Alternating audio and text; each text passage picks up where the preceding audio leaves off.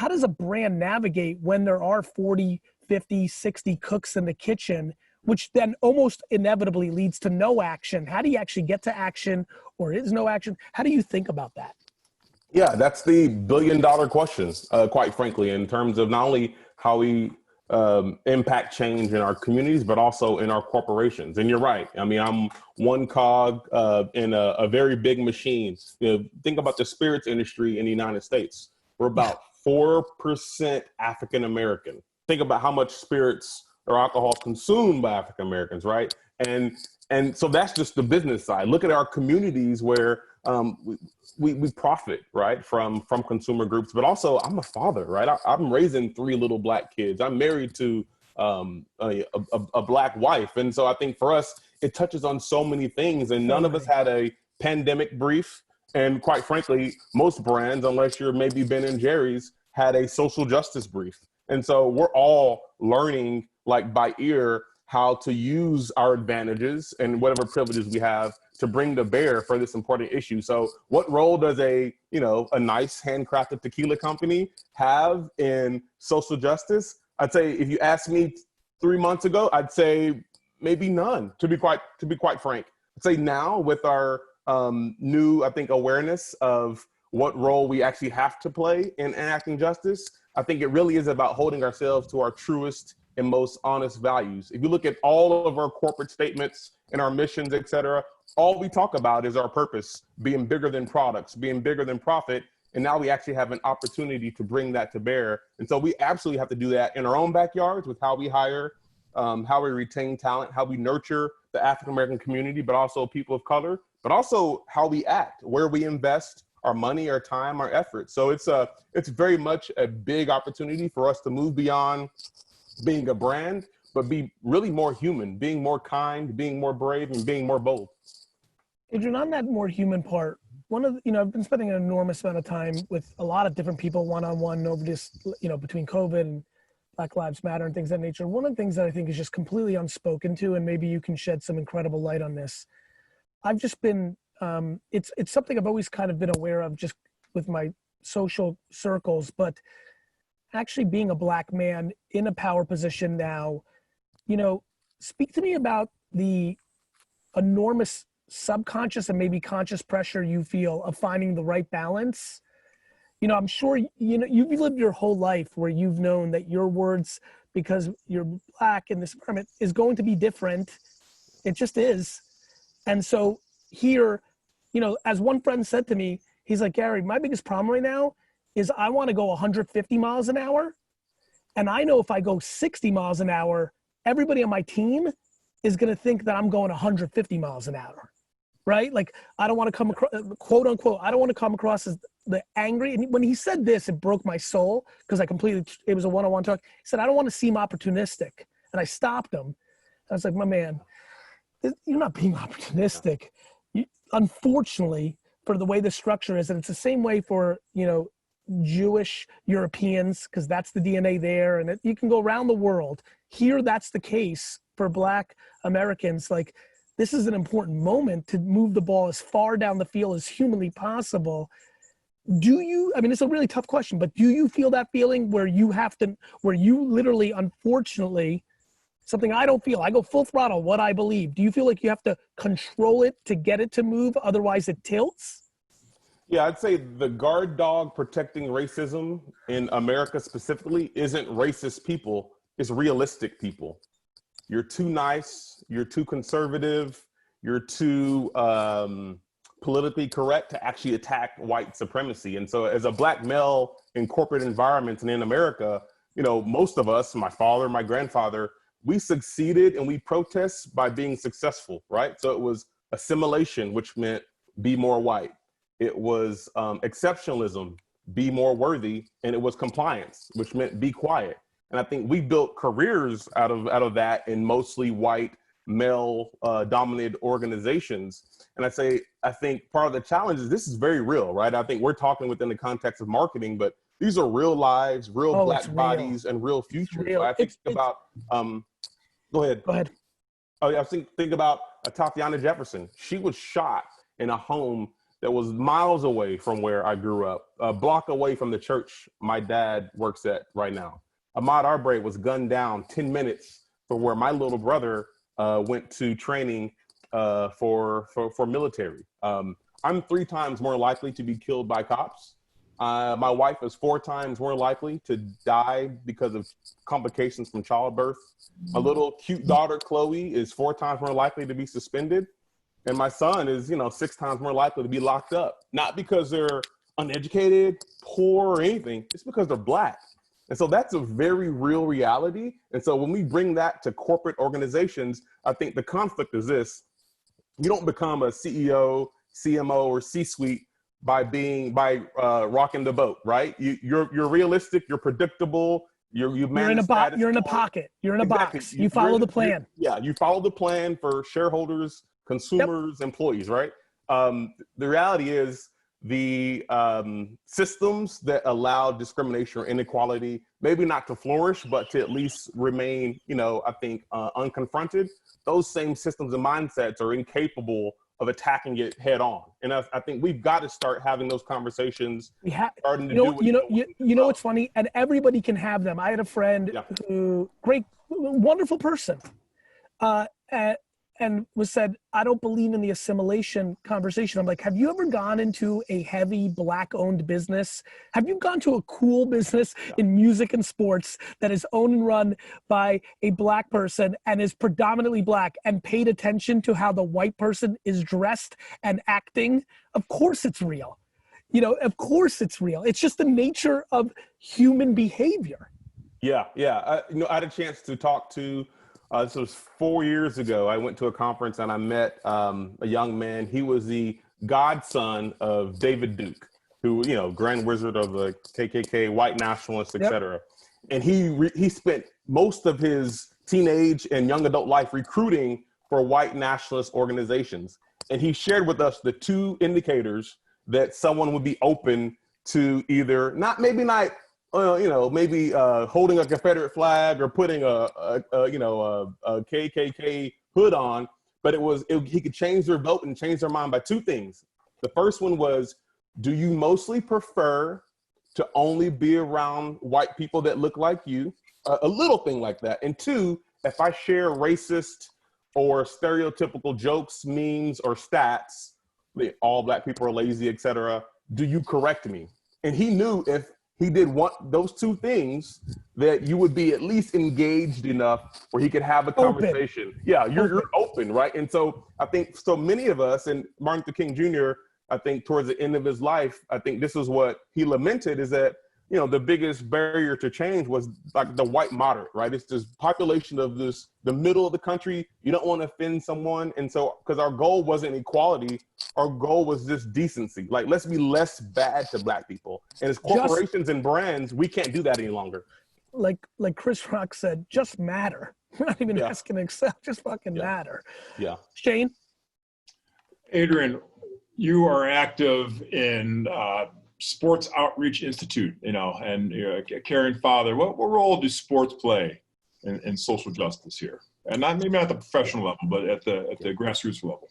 Yeah, absolutely. I mean, sports is a universal language, right? I've been in parts of Africa, Honduras, et cetera. You don't have to speak the language. You don't have to have any money. You walk out with a soccer ball and it's game on. Yes, right. Sir. And soccer and sports like that bring people together. And so I've seen firsthand the power of using sport and interaction to get into a community, but to meet real physical needs, right? It's food, it's shelter, it's clothing. I think a lot of countries, they're fighting for their lives on a daily basis. And I think if you bring that philosophy to, I think a sports analogy to go with that would be 2 years ago, I sprained my ankle, severe sprain. I mean, that the left ankle was turned sideways. And I went to a doctor who gave me medicine and crutches, right? So medicine and crutches. So I had less pain and I had less discomfort, but I wasn't getting healthy, right? So I had no mobility. And so I went to a sports doctor, which I should have went to from the beginning, as you probably know. He said, well, if you were achieving the results you were aiming for, if your goal was to be less in pain and less discomfort, you got it. But your goal is to get back up and running, to get functional And so I think a lot of our diversity and inclusion efforts, a lot of our charitable efforts, a lot of our philanthropic efforts have been really crutches and painkillers. We've been treating diversity, we've been treating inequality as if it's a Black problem to manage versus a American or white problem to solve. And I think we've got to bring that to bear. And I think sports has a role. I think brands have a role in not only starting the conversation, but helping to enact change with, you know, how we spend our money, how we hire, how we recruit, but how we operate ourselves, even in our communities. Adrian, on the brand side, what is your favorite, most tangible, least friction, quickest, most obvious, practical solution? Expand your table. If you're making a decision for your community, your church, nonprofit, for-profit, or business, and everyone around the table looks like you, it's the wrong table. Expand your table, bring voices, male, female, Black, white, bring them to the table. Right now, my guess is there's lots of companies having lots of tough discussions about what they're going to do. 100%. And at that table, there's not a lot of guys that look like me. There's not a lot of guys that look like Doctor here, and so, or women that look like Doctor. And I think we've got to start to open and expand that table so we allow even different points of view into the table at the point we're making decisions, at the point we're spending our dollars. How much opportunity do you think the internet gives for the creation of the tables? That's the part, you know, when Me Too was hot and heavy, I invested in a lot of I got lucky, is the word I'm going to use, of being born in the Soviet Union, coming here. I mean, I had a very kind of different thing going on, and that allowed me to subconsciously invest in Black entrepreneurs and women. And Me Too came along, and I said, and breaking through, get to the table. And literally, like on my one-on-ones, I'm like, fuck them, build your own, like, let's build, keep in your fucking table. Like, let's just take over the table, like, be the table. Like, you know, how much do you think about, what is the, you know, I do believe the internet is crazy, like slow and steady. No, the internet doesn't know your name, can't check your, you know, who you are. Like, I really believe in it. I genuinely do. And like, how much of the conversation do you believe potentially we could be talking about of, and by the way, back to Dr. Jennifer's points, systematically, there's kids that don't have internet. Good, Gary, you like internet? There's kids, like, I'm not confused to the data, but I do think that there's a big pocket that instead of trying to, like, I'm trying to convince a lot of my friends who do have internet, who do have a cell phone, who do have a couple dollars in savings. I'm like, fuck trying to, like, convince them to let you at the table. Let's go fucking build your own tables. Thoughts? Yeah, no, I agree. I think, you know, the roots of racism or inequality in our country weren't just evil rednecks who had a bias or a steam agenda. It was economic, right? And so the economic roots still have these large impacts. And I think the absolute opportunity is businesses to invest in underrepresented or marginalized communities, but also for our communities to start to build our own tables, build our own seats. And I think you've seen such a great influx in minority-owned businesses. You know, African-American women, you know, are much more educated right now than African-American men. They're taking advantage of education.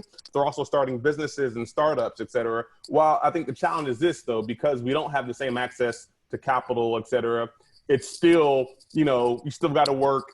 And by the way, black tax is still there. You got to work twice as hard. Yeah. Oh, twice. You're being very kind. Let's get unpolitically correct. I was going to say 10X, but, you know, I didn't want to go too hard. I don't know give me some real fucking number. But I will say this, and this is that now we're going I'm going to kind of shift it for a second into entrepreneur land. In parallel, and behind the scenes, you don't see this, viewers, but I still have everybody who's been on or potentially on in the back room, and I saw, you know, Professor Jennifer shaking her head about the access to capital. One thing I'm trying to interject into the conversation is the whole VC game is broken anyway. 99% of those things are. I've got a lot of people saying, I want to raise help me raise capital. I'm like, I'm going to give you $1,500. I did this with somebody the other day. I'm going to give you $1,500. I want you to buy sports cards and stuff to flip on. I want you to learn how to make money, because the capital is teaching people how to build raising capital machines, not actual businesses.